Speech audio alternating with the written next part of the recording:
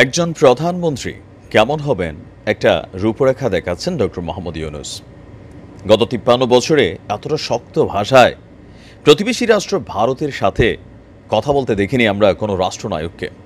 আর আগামী দিনে যারা ক্ষমতায় আসবেন তারা যখন জনগণের ম্যান্ডেট নিয়ে আসবেন, দেন জনগণের পালস কোনটা সেইটা বুঝে কথা বলতে হবে।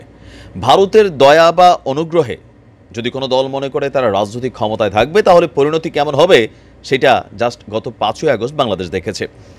ডক্টর ইউনূস সাহেব তিনি ক্ষমতায় আসার পরই দ্বিতীয় দিনে ভারতকে একটা 7 সিস্টার্স নিয়ে হুঁশিয়ারি দিয়েছিলেন। ভারত বিষয়টা বোঝে নাই। আজকে ভারতের প্রতিরক্ষা মন্ত্রী তিনি তার সেনাবাহিনীকে নির্দেশ দিয়েছেন যে বাংলাদেশের পরিস্থিতিকে বিশ্লেষণ করতে, পাশাপাশি ভারতীয় সেনাবাহিনীকে যুদ্ধের প্রস্তুতি নিয়ে রাখতে। তো এই যুদ্ধ কার বিরুদ্ধে? চীনের সাথে তো যুদ্ধের প্রশ্নই আসে না, পাকিস্তানের সাথেও মারা খাচ্ছে, তাহলে টার্গেট হয়তো বা বাংলাদেশ, যে কোনো পরিস্থিতিতে তারা কোনো মুভমেন্ট করবে কিনা। তবে ভারতীয় সেনাবাহিনীর উদ্দেশ্যে আজকে ডক্টর ইউনূস সাহেব তিনি একটা বার্তা পাঠিয়েছেন। আর প্রতিরক্ষা মন্ত্রীর এমন বক্তব্য নিয়ে অলরেডি আমাদের বাংলাদেশের পক্ষ থেকেও কিন্তু বেশ কিছু রাজনৈতিক দল এবং যারা আছেন আমজনতা রিয়েকশন দিয়েছেন।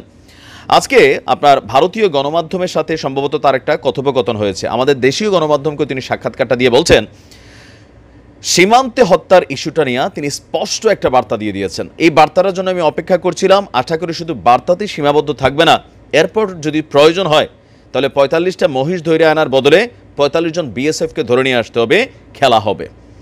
দর্শক, আপনার কি বলা হয় যে আমাদের প্রধান উপদেষ্টাকে প্রশ্ন করা হয়েছিল যে সীমান্ত ইস্যুতে মাত্র গেল কয়েকদিন আগে ১৪ বছরের বা ১৩ বছরের একজন কিশোরী স্বর্ণা দাস তাকে গুলি করে হত্যা করেছিল বিএসএফ, লাশটা নিয়ে গেল। এই ক্ষেত্রে প্রধান উপদেষ্টা ভারতকে কি বার্তা দিতে চায়?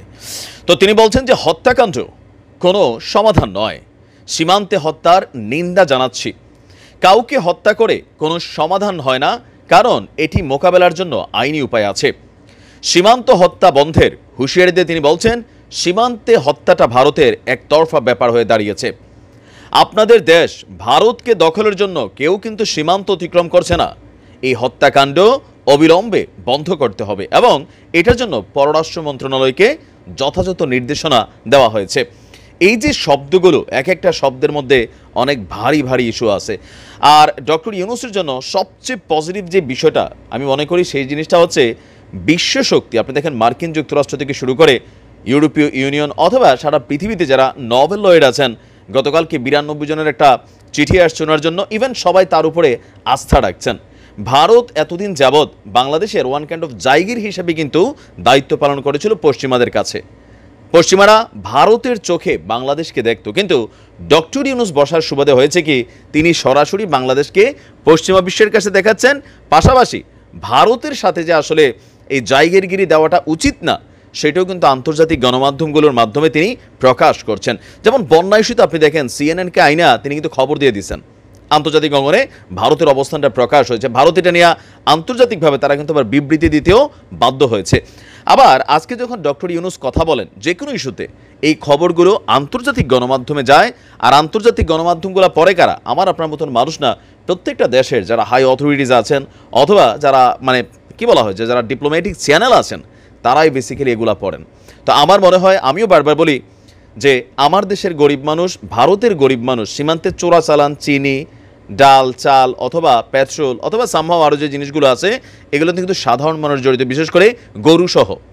তো সেই ক্ষেত্রে কোনোভাবেই আর একটা জীবন যেন না ঝরে। ডক্টর ইউনূস সাহেব ক্ষমতা থাকাকালীন যদি আরেকটা বিএসএফ ঘটনা ঘটায় দেয় তাহলে বুঝতে হবে ভারতীয় সেনাবাহিনী বিষয়টাকে উস্কানিমূলক অবস্থানে নিচ্ছে। বাংলাদেশ তাদের মতন করে বিষয়টাকে প্রটেস্ট করতে হবে। ভারতীয় সেনাবাহিনীর উদ্দেশ্যে সোজা বার্তা ডক্টর ইউনূসের, যদি আর সীমান্তে কোনো হত্যাকাণ্ড হয় তাহলে এটা নিয়ে আন্তর্জাতিক অঙ্গনেও প্রয়োজনে বাংলাদেশ মুভমেন্ট করবে। ধন্যবাদ ডক্টর মোহাম্মদ ইউনূসকে তার এমন বক্তব্যের জন্য। ভালো থাকুন। আসসালামু আলাইকুম।